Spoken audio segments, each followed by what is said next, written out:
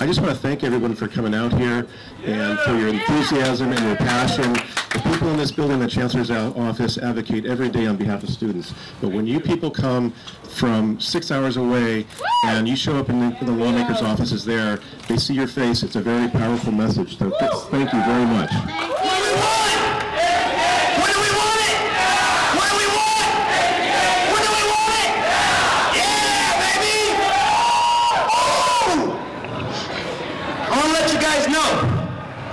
Anything in this world is possible. Anything in this world is possible. As long as we work together and never give up on those dreams and those goals. But in order to create change, you must have a set of core values. Values that will never be unwavered. My core values are integrity, honesty, faith, hope, love, and courage. You know, it takes a lot of courage just being in front of you now. But I need to be honest. I want to start by saying that my past will not define me. It will not deter me. It will not destroy me or defeat me. It's not strengthen me.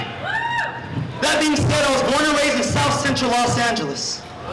My mother was a former gang member. I was an abuser of both alcohol and drugs. I've been shot before. I've been incarcerated.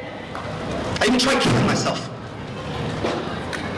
I stand now here as testament that no matter what you've been through, anything in this world is possible for you. Because your education is the salvation. Your education is your salvation. I know it was for me. I thought things were hopeless. I believed there was never a light at the end of the tunnel. But I learned that my education will take me anywhere. As long as you believe in yourself. Believe and have a dream and make a difference in this world. Dare to be extraordinary. Dare to be different. Dare to love. Most of all, dare to make your mark on this world. I would like to think that I could just walk off the stage after giving a speech and marching and doing all these great things and think to myself that, you know, I made a difference. But you know, it doesn't work that way. You see, speaking and marching doesn't make a difference. Because you look at it, MLK wasn't recognized for his I Have a Dream speech simply because he gave it, but rather because he acted on his dreams. And that's the main word of the day, acting on it. Because he did more than just speak about the issues. He acted on his issues each and every day, catalyzing the civil rights movement, which led to the great reformation of this country. And that was done through action that we're doing here today. All right, so we'll also look at it now. The issues then were obvious, just like the issues now are obvious. Tuition is rising, the earth is getting a little too warm for comfort, and it's harder to get a job once you leave college. These issues are obvious. They don't need to have dialogue about the issues. We need to have dialogue about how we approach these issues. Because in this democratic nation, we have the power to speak to our legislators like we are today, not only at this level, but also at a local level. And that is what leads to reform. Not just speaking, but talking and acting. That's reformation. We decide when we protest. We decide when we see our legislators. We even decide when we do it, how we do it. We control all of that through our votes, through our voices. That's how change happens. We are the power!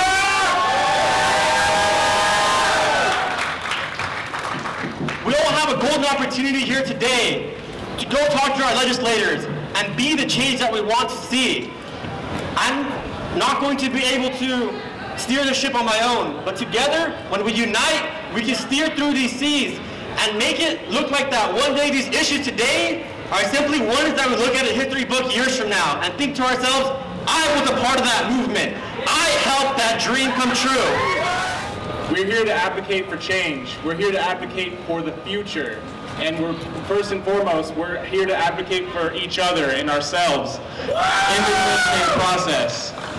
We're here to promote our interests as a higher educational system, our interests as students, as community members, as advocates.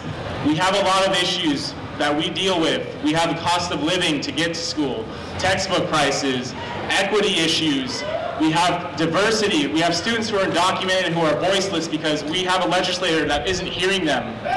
We have various populations, the LGBTQIA community, who are discriminated against daily. We have different populations coming from international, just an international community that we support as a system.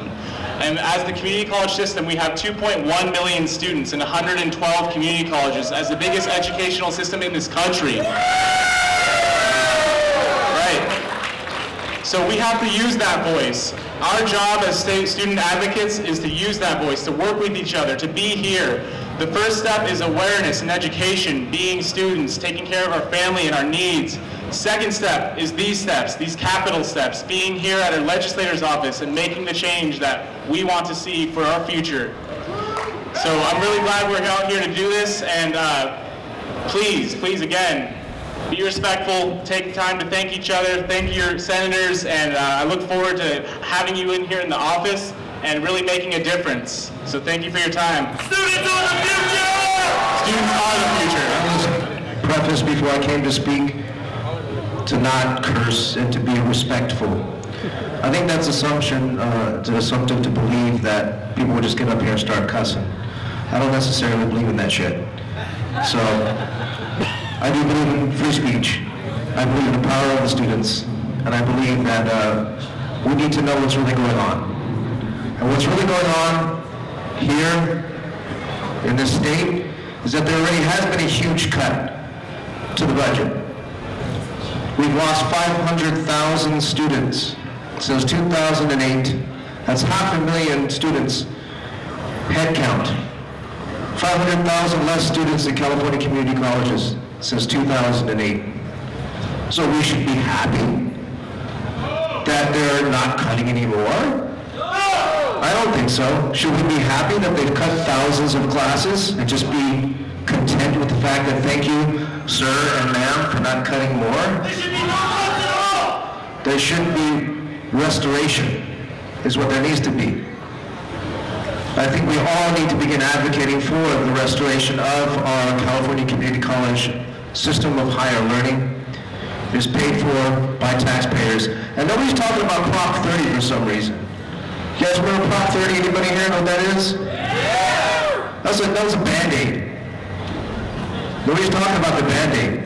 It's only good for about 5 more years. And guess what happens? We're going to be in another crisis. 2 or 3 more years?